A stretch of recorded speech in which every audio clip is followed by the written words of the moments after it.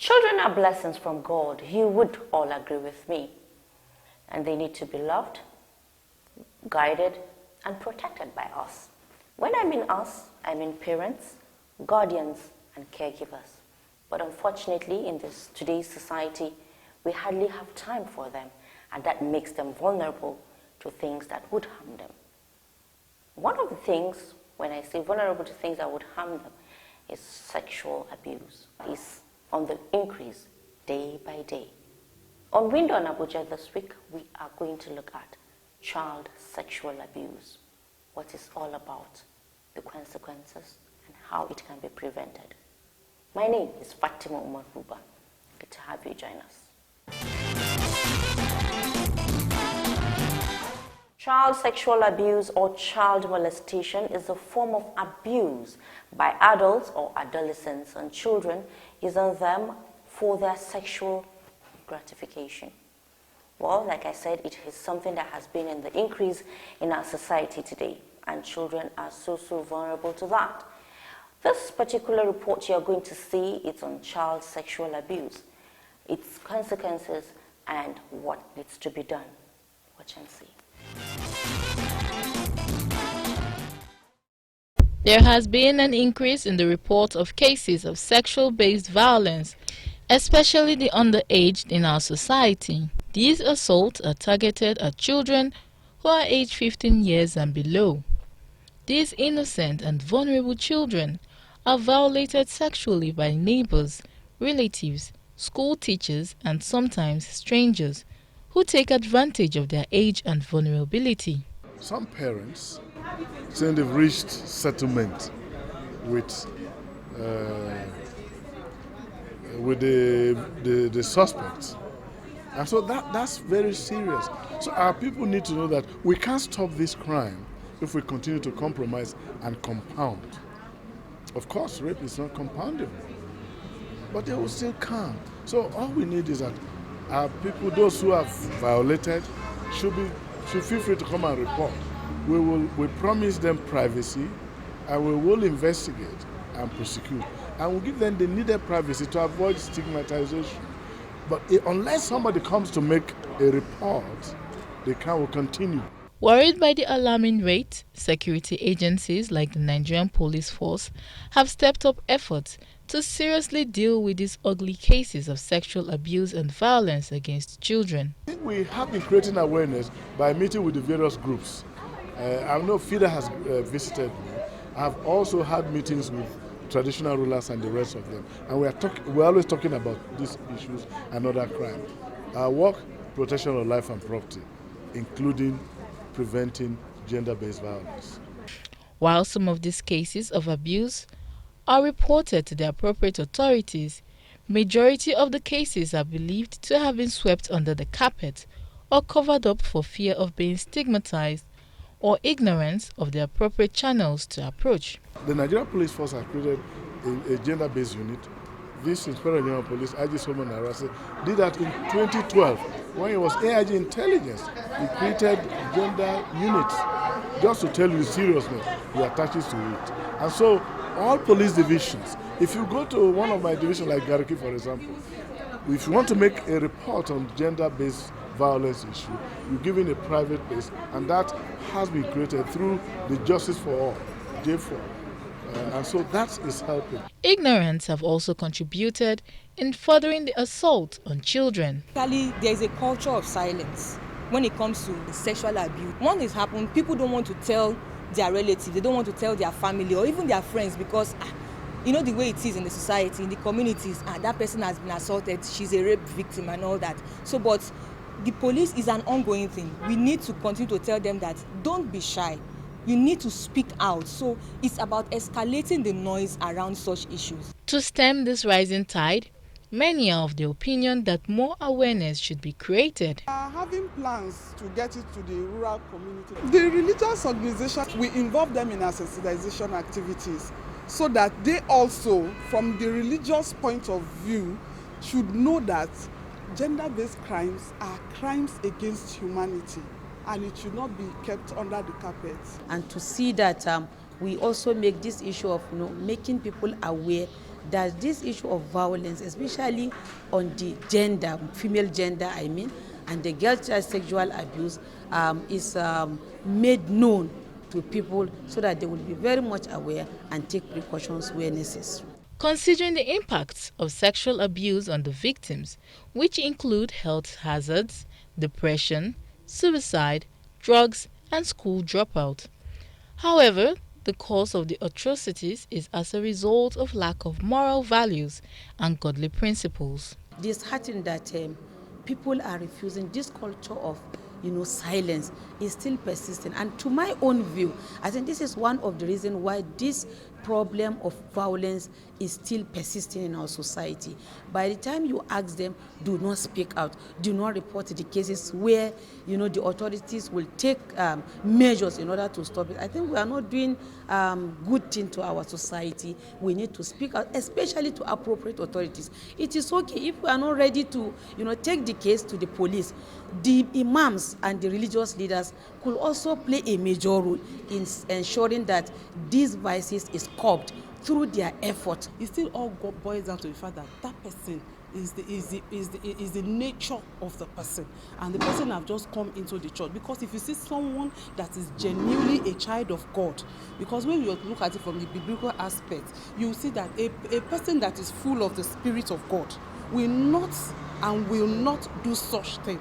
We are all saying no to it. We are standing against it, and the church of God, the body of Christ, is doing bringing out many avenues to see to it that such thing does not come out from the church. To achieve reduction in the rate of sexual abuse on children, the responsibility should not be left in the hands of the authority involved. Rather, families and other responsible Nigerians should know that they too have a vital role to play.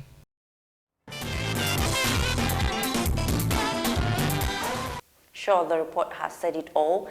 Everyone needs or has to play a vital role to cope with the situation. Parents cannot do that alone. Teachers cannot do that alone. We need to come together and cope this ourselves. Talk to our kids and let them know about sexual education. And that is what we are going to go and ask children what they know about sexual education. Sex education is the responsible age when you're supposed to have sex. And you're not supposed to have sex until you're married. By letting no one touch anywhere, like if that's my private part, and somewhere that's mine. And by keeping it to myself until I'm married. Sex education teaches us about the dangers of premature sex, the consequences, and the right age for you to actually have sex. By dressing modest, growing up, the Quran, the religion, my parents, they all taught me to dress modest and to not show off some certain parts of my body that will lead to unwanted attraction and things like that. Sex education is like an education by anyone. It mustn't necessarily be your parents, or it can be your school, your guardian, or anybody on the like what you said, the do's and don'ts of sex, and the preventions, the consequences, and what it can cause, how it affects your country, your family, and everything like that. Sex education means the responsible age to have sex. Okay, so do you know your body belongs to you and no one can touch it? Yes. Sex education is when a person impacts knowledge on a child or a warden about the do's and don'ts of sex, like what he or she should not do, and tell them when they are allowed to do it, when they are ready. There's a specific time where they are allowed to do it. My body belongs to me because since I was small, my parents have always advised me about the dangers, and there's also a specific time and period, like until I get married, then yes, I'm allowed to do such.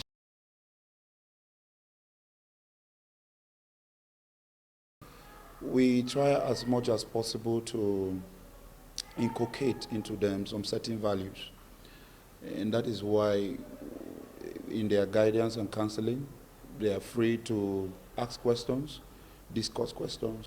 We always teach them what is between their ages, and we encourage them to ask questions when they don't understand what it's all about. But we try to make them understand their boundaries. In the age of internet now, we try as much as possible to limit their access to the internet because this is one of the ways that can corrupt the mind easily. We teach them so many things, especially knowing their rights, as especially the young girls whom are mostly abused among others in the society, making them understand their body belongs to them and shouldn't be tampered with for any reason whatsoever. And they should be able to say at a point in time when someone gets unnecessarily close to them beyond comfort.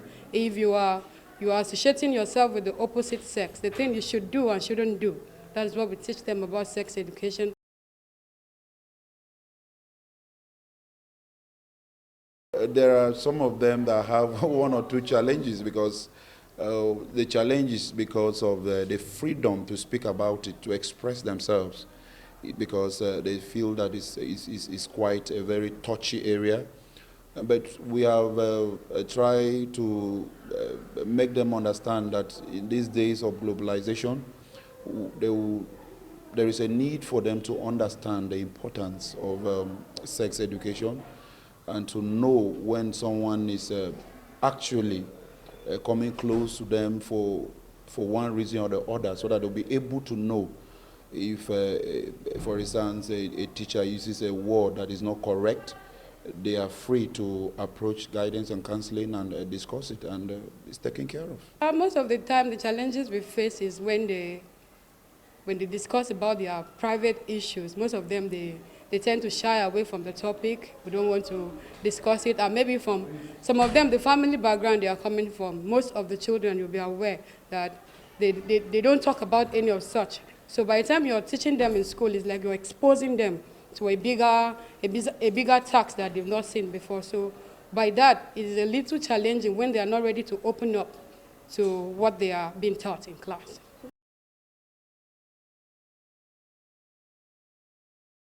They should watch those they bring to their home. They watch their aunties, their uncles, so-called uncles, and family friends. You know, most of them are fond of saying, I want to drop my child there, I want to drop my child there, I'm so busy and all that in the office. They should also create time to take some time with the kids, ask them questions, and most especially try to be involved in their careers, in their education and the rest of it. I think that is the easy way. If they have one or two challenges, they will be able to open up to, especially the mothers. The advice I would advise parents now is that they should be careful about who they leave their kids with, and certain programs they allow them to watch. Some people are so carefree about what they watch while their kids are around, and they can be comfortable with dropping off their kids anywhere because I want to have a sleepover at my friend's house. You tell the driver to take them to school and they're back. By the time you start noticing some challenges in them, you wouldn't be able to say because you don't know how much they have gone because you were not in their lives when they needed you. So my advice to parents is that they should be focused in knowing what their children are doing part-time.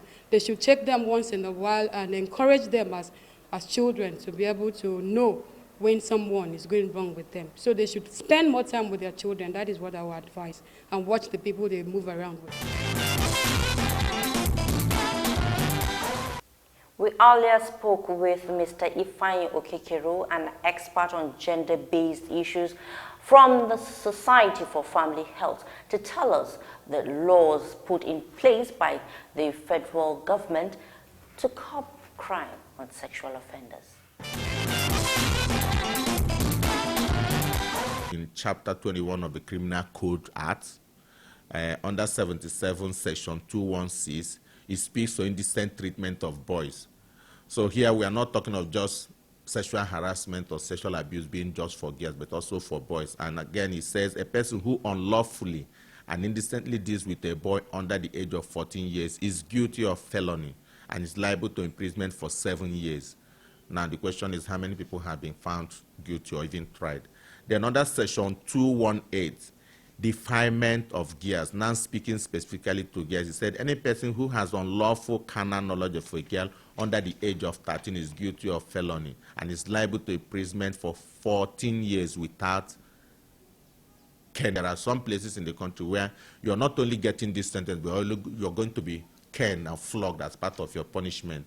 And again, if you look, the law here is also being a bit particular with age. In some part of the country, it's allowed for a girl to marry after 12 years. Section 6 of the Sexual Offense Bill of 2013 says a person who intentionally commits rape or an indecent act with another within the view of family member, a child, or a person with mental disability is guilty of an offense and is liable upon conviction to imprisonment for a term which shall not be less than 10 years. You have situations where they make disabled people feel like, oh, I'm actually doing you a favor by having sex with you. And so a disabled child, somebody who can't talk or who is blind or who is physically challenged, will like, oh, at least somebody is touching me. But that does not take away the part that is sexual abuse. So the law is saying here that if you do have such offense committed intentionally, again, why do we put the word intentional? I mean, like I said, the responsibility is on the adult, not on the child. Section 7(1), it says the person who commits an act which causes penetration with a child is guilty of an offense called defilement. Again, you look at our context here, it's more like looking at it in terms of the weight. So they are using defilement, meaning that you've like destroyed this person's life. Section 7(2) says a person who commits an offense of defilement with a child aged 11 years or less shall, upon conviction, be sentenced to imprisonment for life. These are some of the places where we bring sentiment in. So somebody said, oh, you know, it's the uncle. You want to sentence your uncle for life imprisonment. This is the same uncle that helped us to pay fees and buy food. And so the whole family comes after the person and make it impossible for people to report, which is actually the big problem we have. So you could see why sometimes these things are not reported, and it looks like we don't have a high prevalence, but we do have. And then Section 7(3) says a person who commits an offense of defilement with a child between the age of 12 and 15 years is liable upon conviction to imprisonment for life. A person who commits an offense of defilement with a child between age 16 and 18 years old is liable upon conviction to, again, life imprisonment.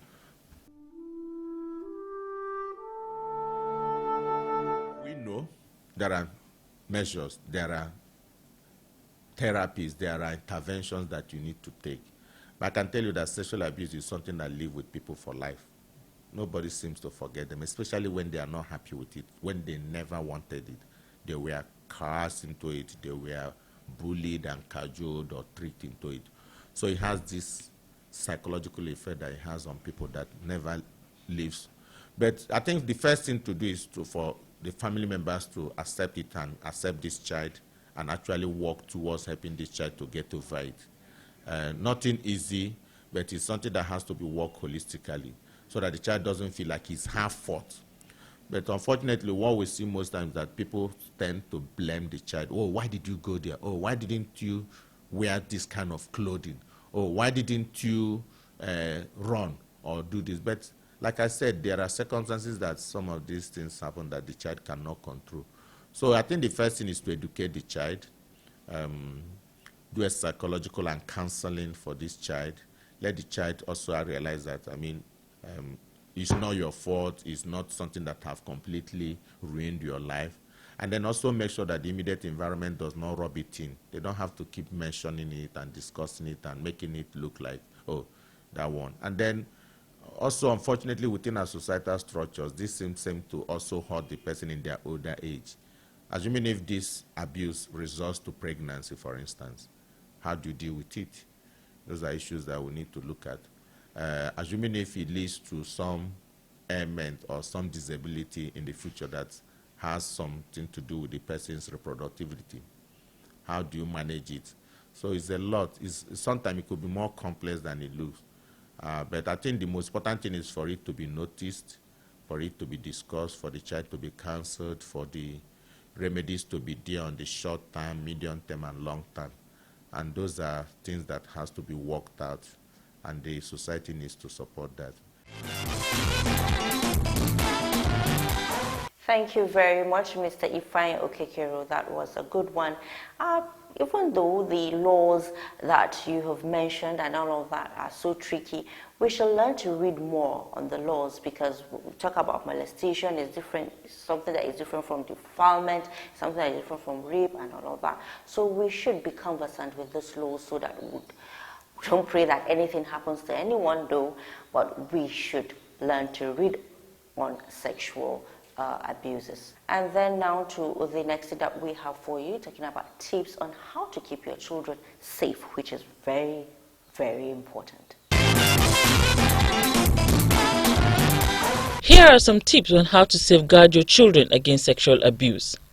Teach your children the proper names for their body parts and let them know that their body parts belong to them. My body and it belongs just to me. I have knees and elbows and lots of parts you see. Other parts I have are not in open view. I call them my private parts. Of course you have them too. Mom and Dad once told me I was their little gem, and if someone hurt me, to always come to them. Build trust by regularly talking to them about their day and make them comfortable to discuss or report any issue or topic to you. Educate yourself and your children on sexual abuse. It is the right of the child to be informed about such matters. Know where your children are at all times and know your children's friends and their parents before allowing your child to spend time at their home. Understand the signs of abuse.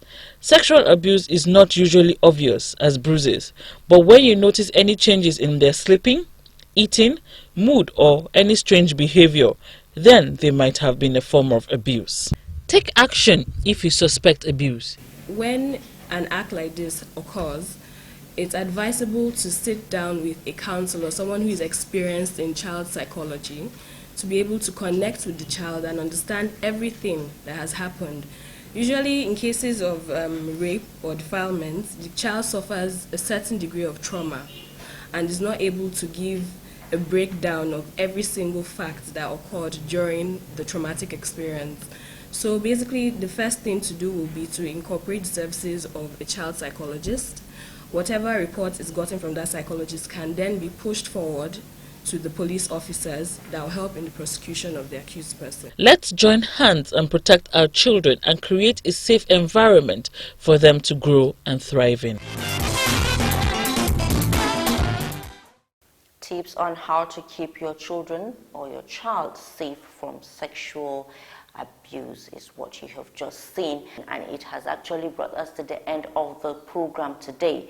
And today's episode, we spoke to so many people and we heard their opinions about child sexual abuse. We also spoke to the children and all of that, and I hope we have learned so much on child sexual abuse. Do join us again, same time, same station, next week for another wonderful episode of Window on Abuja.